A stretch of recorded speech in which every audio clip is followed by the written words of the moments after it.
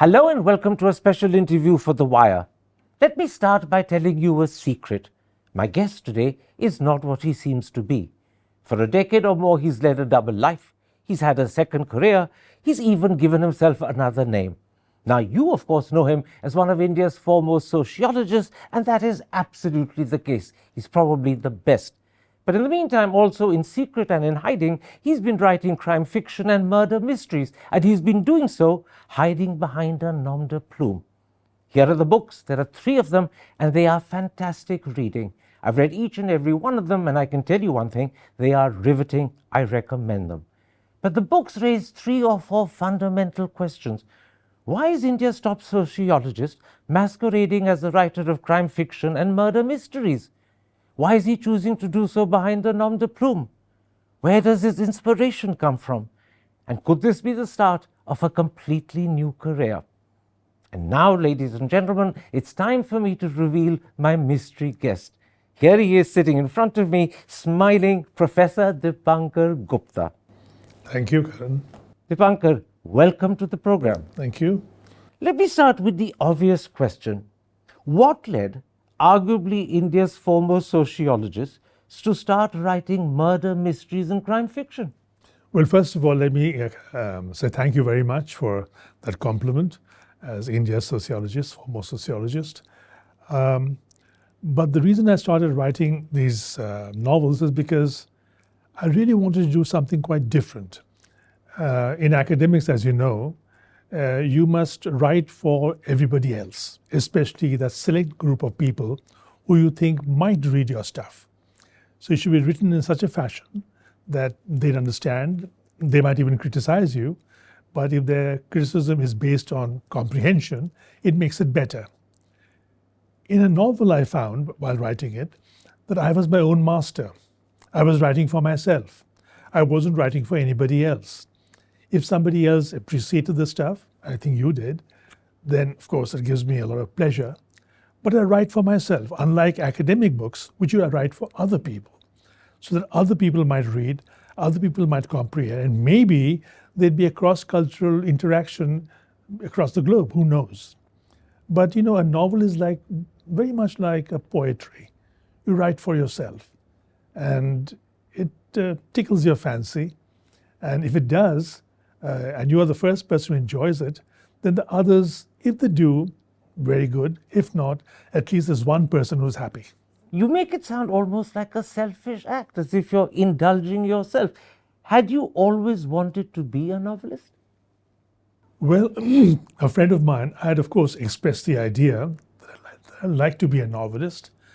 And a friend of mine, a close friend of mine, an academic too, he tells me, but I thought you were always writing fiction. That was a bit of a letdown, I tell you.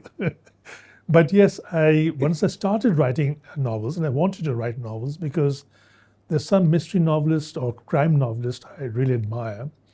And I thought that why not try my hand at it? Well, as I told you earlier, it is probably an indulgence, like poetry's indulgence. And why not?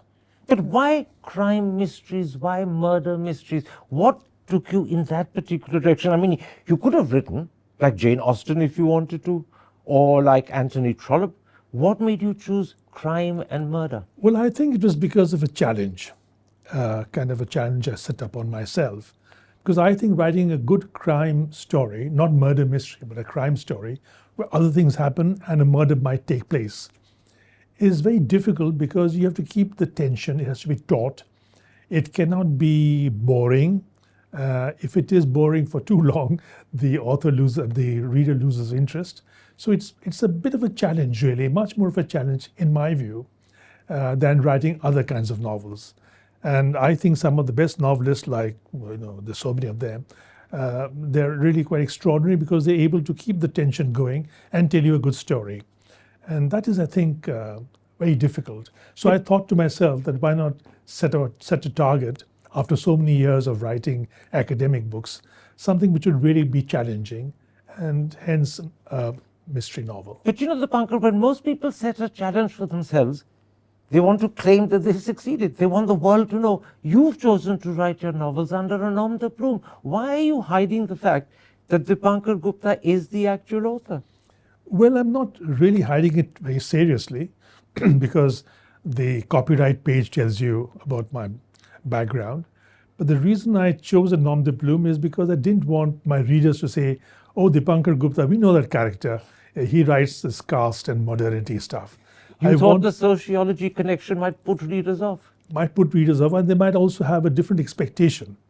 They might think I'll write a very profound, serious, highbrow stuff. Whereas I'm really a connoisseur of the middle brow, probably no brow. But, but that's the way I am. And I thought they should read these books for what they are without any preconceived notion. However, even if one knows who the author is, if I'm writing under nom de plume, I think the reader will undergo a mental kind of exercise and bracket away my academic work and whatever reputation and read this book as if it were a fresh experience.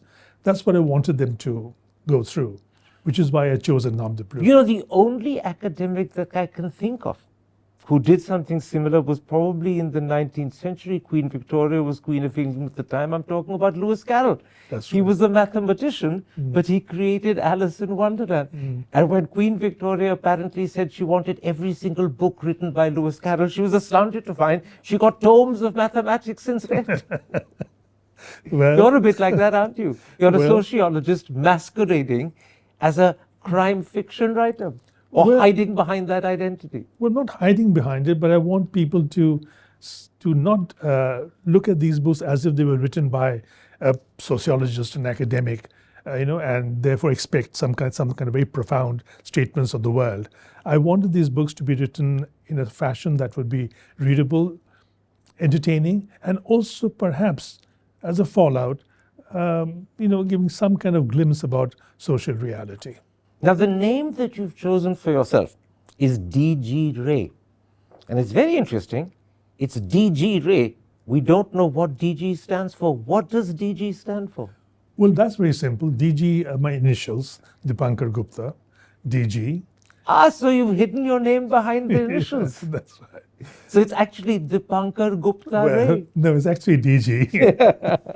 And the Ray comes from my mother's maiden name. It's R.A.Y.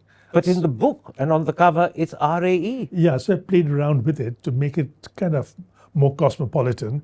It could be Bihari, it could be Bengali, it could be Irish. It could be American. Could be American. So I let it be, open in that sense because my books, as you know, are not really India-based. And therefore, D.G. Ray gives that kind of ambiguous feel. This author could be from anywhere. I have to tell you, when I first read your first book, and I noticed that the name was D.G. Ray, I assumed that you had deliberately concocted an American identity for purposes of trying to convince people that this was cosmopolitan, it was not Indian authored, right? And therefore it would have an international appeal. Well, that's part of it. But I didn't want the name to be thoroughly Indian or thoroughly American. I wanted the reader, if they should be interested. Indistinguishable. Yeah, quite right. Let's then talk about the books. Writing novels is something that one doesn't expect many academics to do. How much have you drawn on your academic background in the plots that you've devised? Well, I really tried to very self-consciously steer away from my academic work. I didn't want much of that to be reflected in the book, at least in a conscious fashion. So I wanted to keep that out of the book, really, in the mainstream part of the book at least.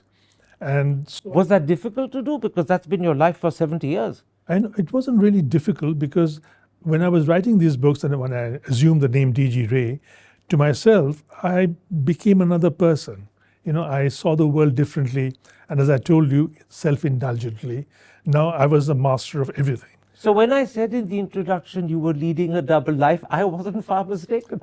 You weren't far mistaken, and I think most of us would love to lead a double life, maybe even triple lives. I mean, you have a double life, you have a second name, and you have a second career.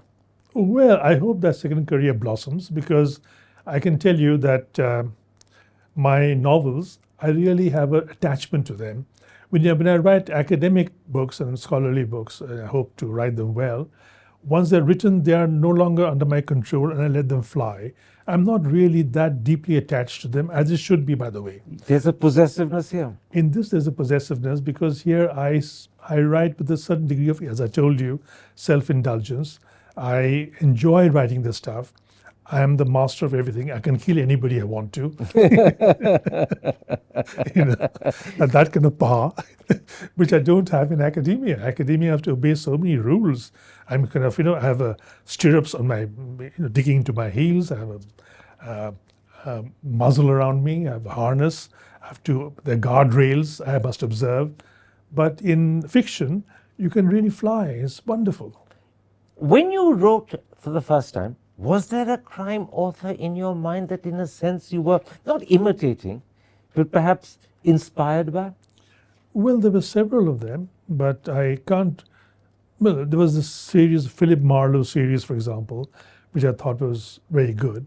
Then, of course, there's a good old-fashioned Sherlock Holmes. I didn't think too much about Agatha Christie because I thought it was a bit, put on, especially Hercule Poirot, and yeah. But the thing about Sherlock Holmes is, like Shakespeare, for some reason they are, timeless. They say things and they evoke emotions which are quite interesting, and at least they've moved as with P.G. Wodehouse. But tell me, do those three novels, and I'll point out to the audience that they're on the side tables just beside you, do those three novels actually carry a message? Are you, as a sociologist, writing novels, no doubt, saying something to the world, or is this art for art's sake? I think it's art for art's sake. I don't want to kind of pontificate to the world. I would rather pontificate to the world with my academic books, and nobody wants to be pontificated. But these ones, I don't want people to come away with a message. I really don't like authors very much who push a message, at least not only authors, even cinema. It should come through in some form or the other. You should go away with the feeling that maybe this is a good point or not a good point, and you should mull over it, but it shouldn't be hammered into you. And I don't like that kind of art at all. In fact, I don't like art where there's too much research either. And there's this, tension between intelligence and inspiration. I would rather be on the side of inspiration and not intelligence, which is why in my books, I don't do too much research. Oh yes, I might get stuck somewhere and I do a little bit of it, but research I keep out of the picture. I would like inspiration to, be my propelling force. Suddenly your books don't have pages and pages of researched information being given to the audience to brief them or give them a background. But one gets the feeling that you know what you're talking about. Well, I hope so, because I've written about, the setting is America. I've spent some time, my son lives there, so I go there quite often. I've gone there for occasional lectures too. But I really enjoyed writing about another country, another people, because again, like writing crime novel, this is a bit of a challenge. And why not? And I'm sort of also acting out of a bit of pique, because I see foreigners coming to India and writing about India and everybody lauding them. Why can't you do the opposite? Why can't I do it? Because I've spent more time in other countries than they have spent in India. Take E.M. Forster, for example. When he wrote Passage to India, the inspiration came to him for a very short stay. So, and you had H.F.R. Keating. Or Paul Scott, who wrote about India without even visiting the place. Jewel in the Crown? Yes. Well, he did spend some time in India. But not very long. Yeah, that's true. But unlike E.M. Forster, whose real ideas came after a very short stay, and of course later on elaborated, or H.F.R. Keating, the Inspector Gautier series, he had never visited India a day. Absolutely. Absolutely. But tell me something, what made you choose America? Was it simply the fact that you have a son living there and you visited the country? Because as far as I remember, all of the novels in a way have a very strong American basis. Two are set in America. One features India, but the characters are all American. So what's this, how can I call it, obsession with the United States? Well, it's an obsession. No, I don't think it's obsession. I think it's convenience. Because I read a lot of American novels, as most of us do. The soft power of America is not to be undermined. Today, of course, we are questioning that. And because of that soft power, one does have a greater degree of familiarity, not just with American literature, but I think when you write a novel, you must also be able to talk about the humor and the everydayness of of the culture. And though I am a sociologist and I work on India, I know a lot about I know a lot about what poor people want, what other ethnic groups want, what kind of structural interactions we have with them. But I must tell you the truth. I can never really say I have a command over what makes other people laugh. I think that is the real test. I can know what other people cry or other people want or aspire to, but humor is something which is, I think, very culturally specific. But you went one step further. You were now putting yourself into the soul or the body of an American author, writing about America as if it was your own country. Was it easy to make that transformation? It wasn't very difficult, I must say, as I told you, probably because of the indoctrination through America's soft power, and also because over time I began to understand American humor, and that made it easier for me, an American everydayness, as it were, the casual approaches to things. But let me interrupt and point this out. One of the things that I noticed in the book is you have an ear for the way people speak, not just the words they use, but their accent and intonation. It comes across as genuinely American. Was that easy to do, or did you have to work at it? Well, a bit of both, to be frank, to be sort of honest. First of all, it did strike me how people spoke differently. In the beginning, everything was American. I couldn't tell the difference between the Eastern accent, the Southern accent, and whatever, Northeastern accent. But over time, these things began to make sense to me. And slowly I began to pay more attention to them. And then in some cases, I really did ask for clarification from friends. For example, the Boston accent. It did strike me in the beginning, it didn't, but later on it began to ring in my ear. And I had a friend who was, quite a qualified linguist, who told me about how this kind of accent developed and the background to it. Likewise, with, in the Southern accent, a bit of that comes through. So there was a bit of research in trying to understand the intonation and the accent of different Americans. Yes, that's right. But that research wasn't that central to the plot. It was a kind of peripheral element which adds a little color perhaps, but it's not something which is, I could have done without it, but that I felt was important. But this gives verisimilitude. Yes, it does. And that makes the reader, I think, get a feel and kind of chemistry with the... It makes the reader genuinely believe and feel that we are in America. Well, that these are Americans talking to me. Yeah, I like to give that feeling, yes. Let's come to the plots. I'm intrigued by your plots. Some of them, as in Lead Tin Yellow or What the Witness Did Not See, are pretty intricate. How easy was it to write such plots? How did they come to you? Well, here I think the point I made earlier about inspiration and intelligence, they came to me through pure inspiration. It just occurred to me. I thought about... like eureka moments? It was like a eureka moment, you're quite right. But the beginning only. But as the plot developed, it took a life of its own. Robert Frost once said that I've never written a poetry whose ending I knew in advance. So I don't think I ever knew the ending in advance. But I had a feel for the idea, and I thought that this would be a good story to tell. And I thought of the characters. The characters I find are very important. I like to visualize them, see what they look like. And once I get that in my head, then those characters begin to take a life of their own. They stride in front of me, say things, and I'm listening to them. But I find it very important for me to visualize them, their height, their weight, their color, their jawline, and so forth. And though I may not bring all of that into the novel, just imaging them that way helps me a lot. It sort of makes it so much easier. But do you actually plot on a book first? Do you write it down on a piece of paper, this is the story I'm going to tell, or does it develop as you're writing? The writing down on a piece of paper is something I do when I write academic stuff. Not this? No. There I have the framework in mind, including the title of my paper is a chapter title as well, unless I have that in my head clear, and then whatever flows from it. That's very important. But in so the that's novel, a discipline for academics? Yes, but in this novel, no. I don't have a plot in that sense structured in advance. So it actually evolves as you're writing. It evolves. I think 50% of it is pure evolution, maybe a little more. And as we progress with the book, the evolution part becomes greater and greater.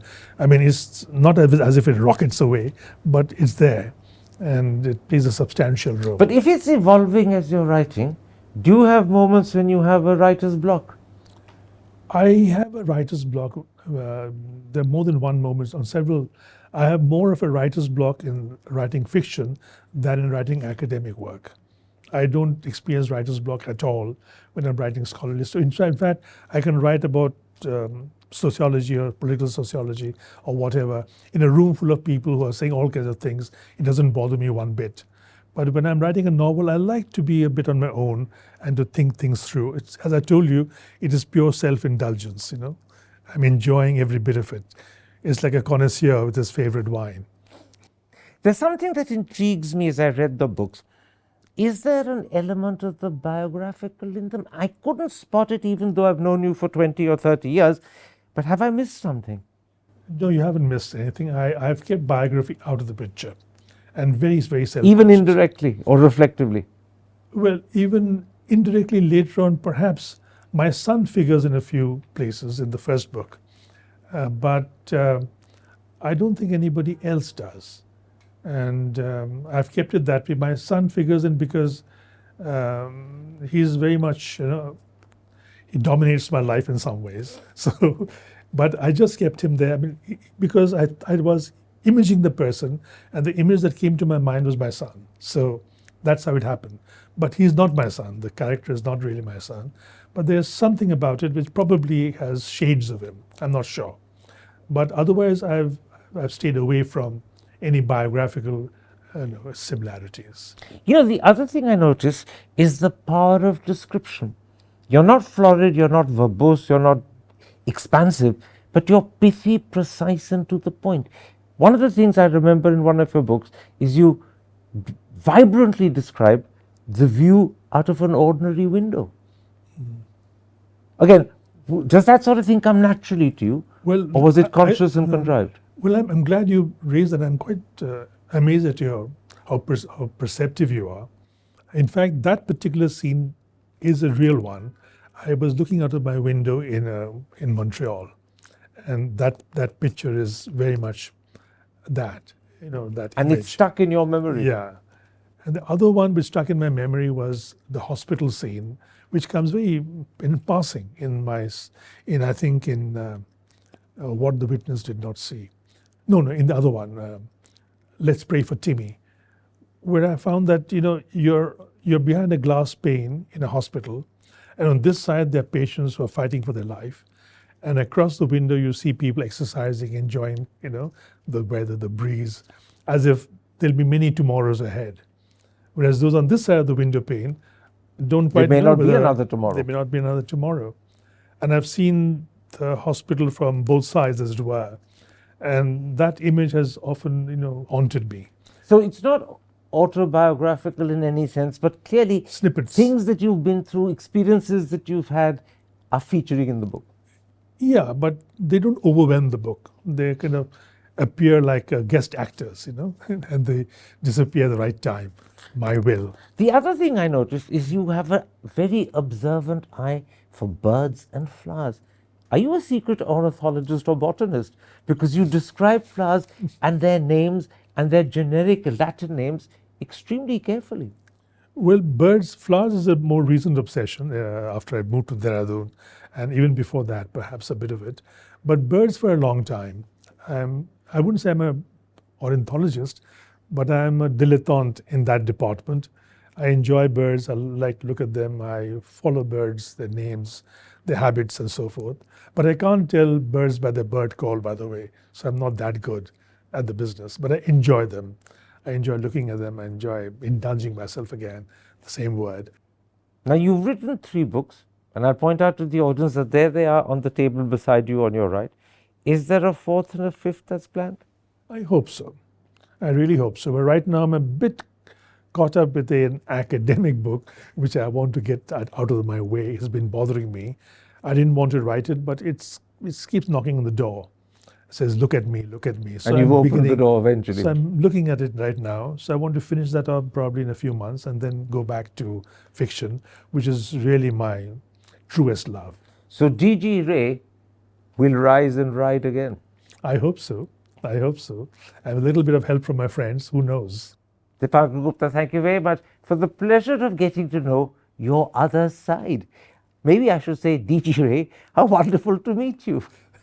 Lovely meeting you, Karan. And hope Thank we you can very meet much again and indeed. again. Thank you. Okay, thank you very much. Hi, I'm Karan Thapar. Over the last few years, I hope you've been watching my program, The Interview on the Wire. During that period, I've interviewed doctors, politicians, businessmen, scientists, authors, and even the occasional Nobel laureate. For me, it's been exciting. I hope it's been enjoyable for you.